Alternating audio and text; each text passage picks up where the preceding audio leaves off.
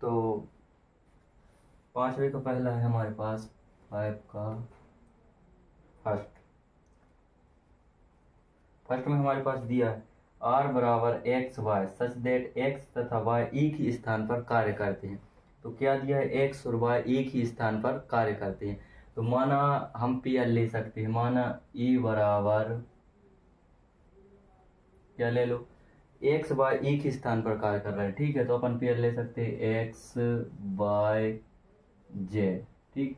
बोलेंगे यहाँ तो एक्स वाई बोल रहा है, जेड क्यों दिया, तो जेड हमने इसलिए इससे समतुल्य और सममित तो अपन सिद्ध कर सकते हैं, लेकिन संक्रामक सिद्ध नहीं होता, इसलिए अपन 3 व्यक्ति ले लेते। तो माना कोई 3 व्यक्ति एक्स वाई जेड है, ठीक है। तो एक्स वाई जेड, और इसके अकॉर्डिंग अपन क्या करेंगे, एक्स तथा वाई एक ही स्थान पर कार्य कर रहे हैं, ठीक है।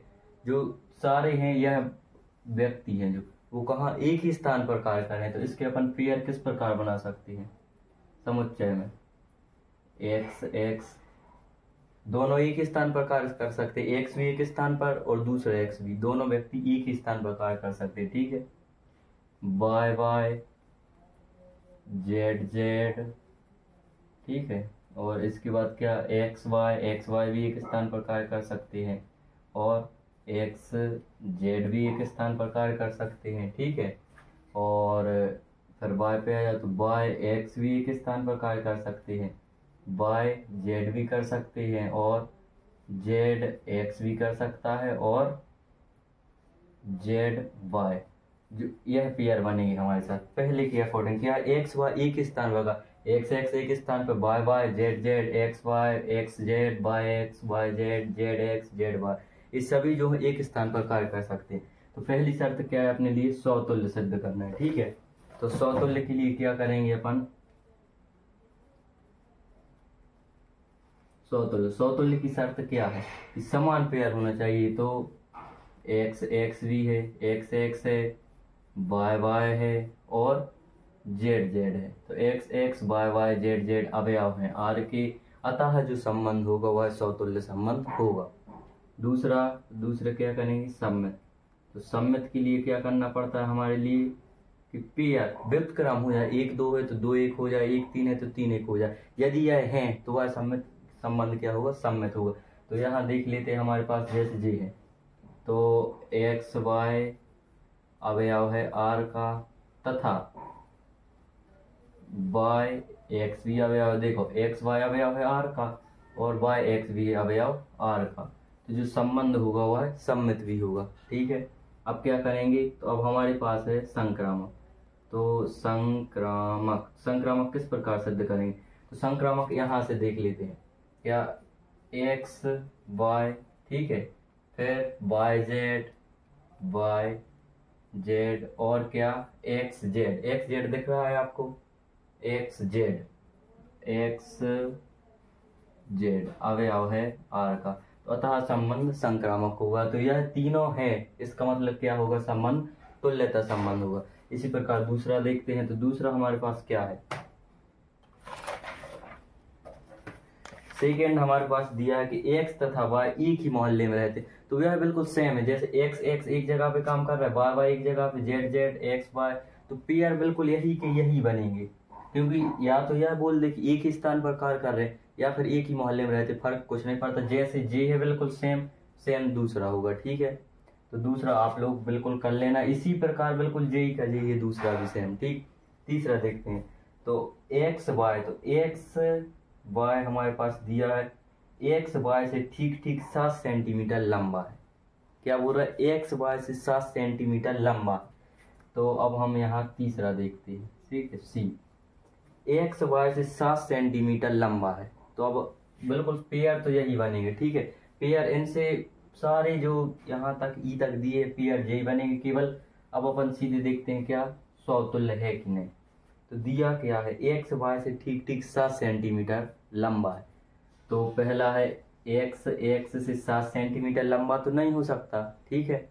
या वाई वाई से 7 सेंटीमीटर लंबा नहीं हो सकता, स्वयं स्वयं से 7 सेंटीमीटर लंबा कैसे होगा, बराबर होंगे ना। तो यह संबंध जो है समतुल्य नहीं है,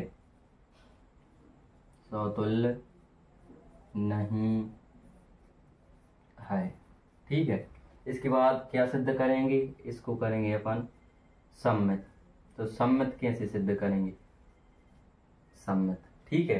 तो सम्मित सिद्ध करने के लिए अपन क्या करेंगे कि माना एक्स वाई से 7 सेंटीमीटर लंबा है, ठीक है।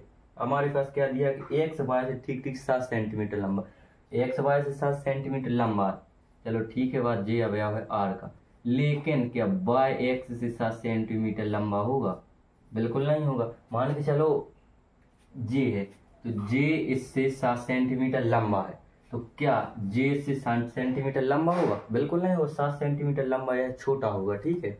तो यह पेयर भी नहीं बनी, इसका मतलब ये हो गया कि यह सम्मित भी नहीं है। अब क्या करेंगे, संक्रामक देखते हैं। तो संक्रामक के लिए क्या शर्त होती है कि एक्स वाई से कितना 7 सेंटीमीटर लंबा है, ठीक है। बात जी अवयव है आर का, ठीक है।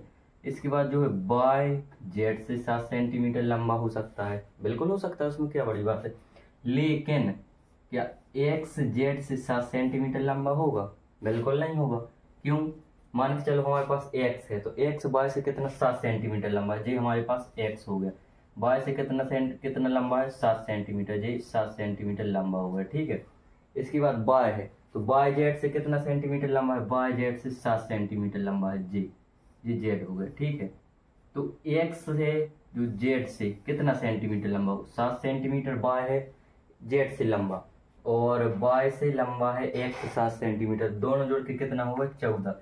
तो जो एक्स है वो वाई से 14 सेंटीमीटर लंबा होगा, ना कि 7 सेंटीमीटर लंबा होगा, इसलिए यह संबंध जो है वो संक्रामक भी नहीं होगा, ठीक है।